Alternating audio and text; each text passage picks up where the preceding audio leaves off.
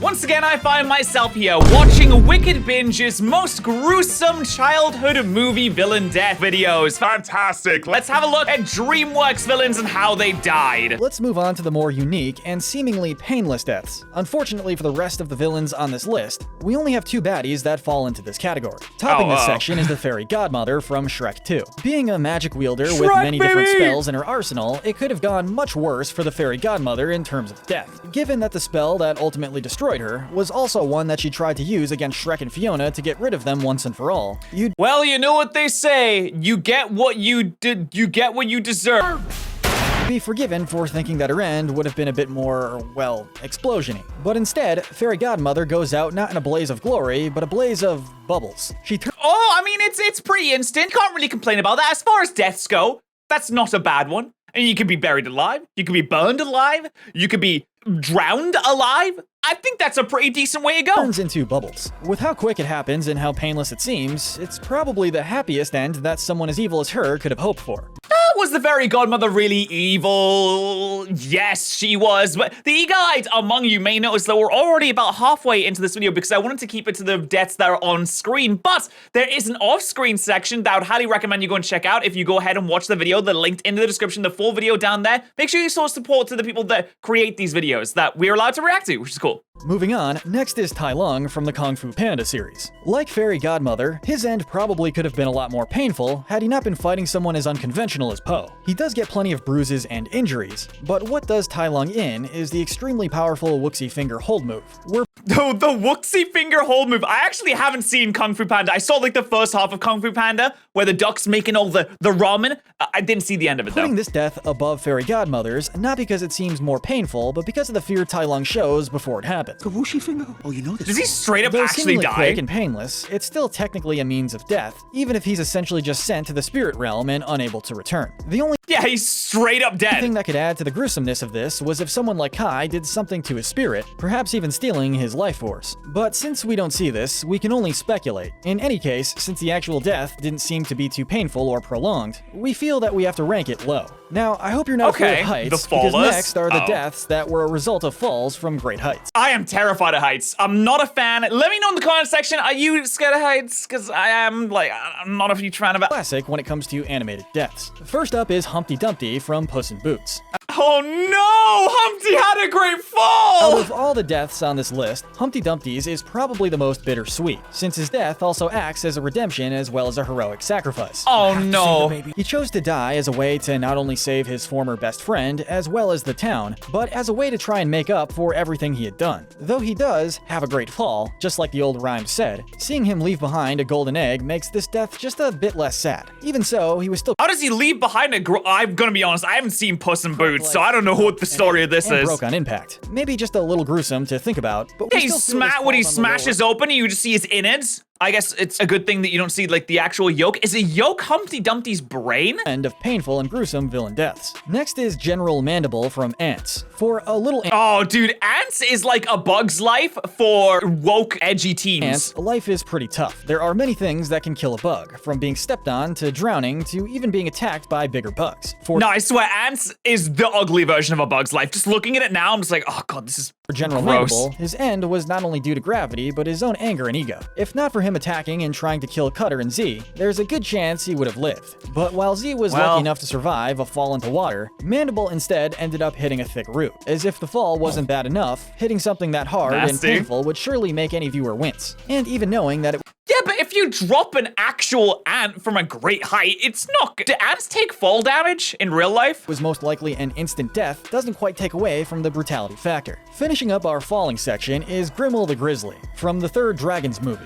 Being a dragon hunter and rider, it's almost poetic that Grimmel was killed by falling out of the sky. My like days. with Mandible, the experience must have been pretty terrifying for Grimmel, knowing that there was no way but down. Maybe that was why he was so desperate to take Hiccup with him, spending most of the fall focusing on ripping off Hiccup's armor and fighting with him. Unfortunately, when he— Yeah, well, he's dead at that point, and he's like, oh well, if I'm gonna die, they might as well kill the protagonist too. But unfortunately, the protagonist has plot armor due to being the protagonist. Tries to hold on to Hiccup in the hopes that the Light Fury will have to rescue him as well. He ends up grabbing Hiccup's prosthetic leg. Once Hiccup removes his fake leg, it's pretty much game over for Grimmel. It should also be noted that although he falls into the ocean instead of Earth, at that height, it really doesn't matter either way. Ocean surface is like concrete. If you hit it hard enough, it's bam. You ever belly flopped into a swimming pool before? That hurts. Now imagine doing that from like a mile in the air. It kills you. Still been deadly, and if by some miracle he did survive the fall, his body would still be too broken to attempt swimming, and he still would have died by a mix of intense pain and drowning. Oh my god, that's really detailed. With all that in mind, Grimmel's death is definitely the most brutal falling death on our list. But with that wrapped up, this next short section is another animated death classic. These are the Crush deaths. Getting a much more painful death than his mother is Prince Charming. Yeah, Crush deaths are much worse than falling deaths. I just imagine the Saw Trap or that one Star Wars sequence where they crush you, but they manage to save themselves in time. If you're the villain, you just don't get saved. Shrek the Third, we see that it's not enough for Charming to kill Shrek and take over far, far away. These aren't the most gruesome ones. The most gruesome ones are coming up, so. But he also has to do it in front of an audience as well. Honestly, we'd expect nothing less from an egomaniac like him. Prepare, foul beast, your time is done! Since he had been planning on stabbing Shrek, you could say that it was karma that Charming got a death much worse than stabbing. As an extra bit of irony, the stone tower that he was eventually crushed by was part of the set that he had spent so long putting together. But on the bright side, at least his death was dramatic. His death was dramatic. It's like he always had a flair for the drama. Finishing up this section is another Kung Fu Panda villain, Shen. Like Charming, Shen's death falls under being both painful and ironic, given that he ends up being crushed by the exact same cannon that he used to try and hunt and kill Po and the other Furious Five. That's what always happens in these Disney movies. It's always the guy gets killed by the thing that he made himself. His death was also his own fault, since while fighting Po, he was the one who cut the ropes that were holding the wreckage of his destroyed cannon. Are there any Disney movies or like made-for-kids movies where the protagonist just straight up murders the antagonist on purpose? It's not the antagonist's fault. They get beaten in a fight, and then the protagonist is like, oh, I'm just gonna do murder on you now. I'm just gonna kill you. Here we go. In the added explosion that came with the cannon falling, and you have a pretty painful death. What makes this death all the more tragic is that, by the expression Shen makes when the cannon falls on him, it's implied that he's not only accepted his death, but that maybe he had cut the ropes on purpose rather than on accident. Oh, he like closes his eyes. He doesn't scream. He doesn't try and move out the way. Oh man, yeah, he just accepted it. He was like, all right, well, I guess that's it. Of course, he was still trying to kill Po, too. But maybe the intent had been to try and take them both out, since he knew that after everything he had done, there would be no other way to escape punishment. If Shen did indeed choose his death, that level of acceptance does push the cruelness of it a bit down. But it doesn't make death by heavy explosive cannon any less painful. Finally, we come to the cruelest deaths. The cruelest deaths, baby! Let's go! Okay, here we go. Painful ends for any Dreamworks villain. These cruel deaths also happen to be our top 5. First up, we have Chef and Creek from Trolls. Now, you may not even remember this particular death. We only see Chef getting knocked into a serving car. A lot of these Dreamworks movies I haven't seen. I think I just need to watch more Dreamworks films. What's your favorite Dreamworks film? And you can't say Shrek. After she refuses to accept the peace between the trolls and the Virgins, with Creek accidentally coming along as a stowaway. But then, in a mid-credit scene, we see them both get eaten by a hill monster. It's a fitting fate for a chef who tried to cook and eat creatures as innocent as the trolls. The humans cook any innocent creatures too. Wait, are we the baddies? I'm vegan now. Being eaten whole by a creature is pretty brutal, especially if Chef and Creek had to live through being digested. Yeah, it looks like they just got swallowed. So you straight up go down into the stomach and you get all covered up in stomach acid, and then you can just sit there and just be dissolved, and that's it. On that note, GG's. Similarly, we have Lord Farquaad's death from Shrek. When it comes to painful and gruesome deaths, being eaten by a dragon is kind of in a league of its own. We've already established that getting eaten alive by any creature is bad, but getting eaten by something as scary as a dragon is there any chewing action going on there? And Creek, Farquaad also likely had to live through the disgusting and painful process of being digested. And yup, straight up swallowed whole. And that's it. And a stomach that was likely much smaller than that of a hill monster. But oh, that must be actually terrifying. Like, you'd land in the stomach and you're covered by this stuff and you're like, oh, what's going on? You're dazed and confused. And then all of a sudden you feel like a stinging on your hands and it just gets worse. And then you can't move and freak out. But unlike Chef and Creek, whose death was more of a quick ending gag than anything else, Farquaad's death just had much more weight and impact to it, making it all the more memorable. So yeah, just because this particular instance of someone getting eaten isn't particularly gory doesn't make it any less gruesome or terrifying. Someone tell this dragon to chew her food. What if he started crawling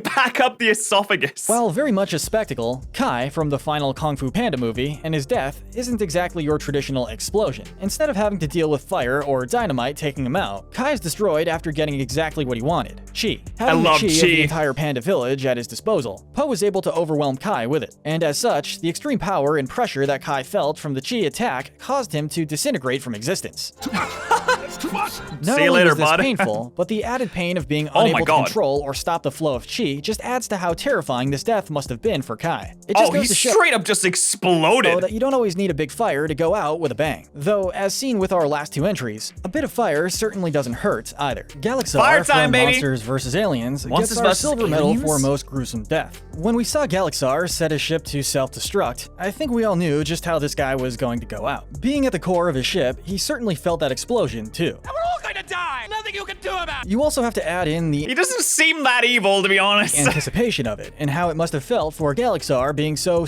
close to escaping his fate, only to go down with his spaceship in the end. While we can definitely consider it fiery, painful, and gruesome, there is one thing keeping it from the top spot. Though we doubt that it did much considering that it was caught up in a literal explosion, Galaxar was in his escape pod when the self-destruct was activated. The pod may have just protected him from the worst of it, even if it still couldn't completely save him. Though Oh, dude, he tried to get out. He tried so hard. Though, to be fair, if it's exploding, then you probably just get instantly disintegrated anyway. You probably wouldn't feel much But you pain. could also argue that being stuck in a pod that could potentially prolong your painful death isn't exactly an improvement. Yeah, on the other side, it could also get, like, slightly damaged. You get, like, really hurt, and then you'd, like, hurtle towards Earth. Maybe it lands in the water, and then you're sinking, and you're hurt, and you're injured, and there's nothing you could do, and then you spend about 3 or 4 days just dying slowly. Maybe some water seeps in, and you drown. It can be pretty bad. Never mind. Still, when compared to our top spot, we feel that this wasn't quite the worst way to go. Taking the Okay, the top spot. What is it? gold medal for most gruesome Dreamworks villain death, we have the dragon that is appropriately named the Red Death from the first How to Train Your It's a Dragon movie.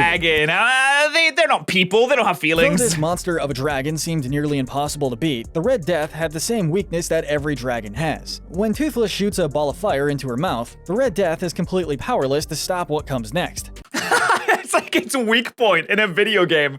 It's like it's straight up a weak point. Shoot fire into its mouth to deal massive damage. With the firepower that she already had, that one fireball was able to ignite her internal methane fuel, which naturally caused her inner gas chambers, as it were, to explode and tear her apart from the inside. This was all happening while the Red Death was falling, with her wings actually burning up because of the fire which prevented her from trying to fly towards the ocean to try and douse the flames. The force of finally hitting the ground was enough to bring the full explosion outwards. Between the helplessness that the Red Death must have felt during her death, the prolonged and painful nature of it due to the explosion being internal and needing to properly build up, and the final fiery landing, we can easily say that this is the most gruesome villain death in all of DreamWorks animation. But Jesus, it just smacks and hits the floor. Oh my god, yeah, that was let us know in bad. the comment section below. And while it's going down, you can see like the fire inside of it. I don't know if dragons have any natural fire resistance. I feel like they would. But that's pretty insane. If there's any other villain deaths you'd like us to take a look at, please let me know in the comment section below. Thank you so much for watching. Make sure you check out the original uploader, of course, and I will see you all in the next one. Subscribe!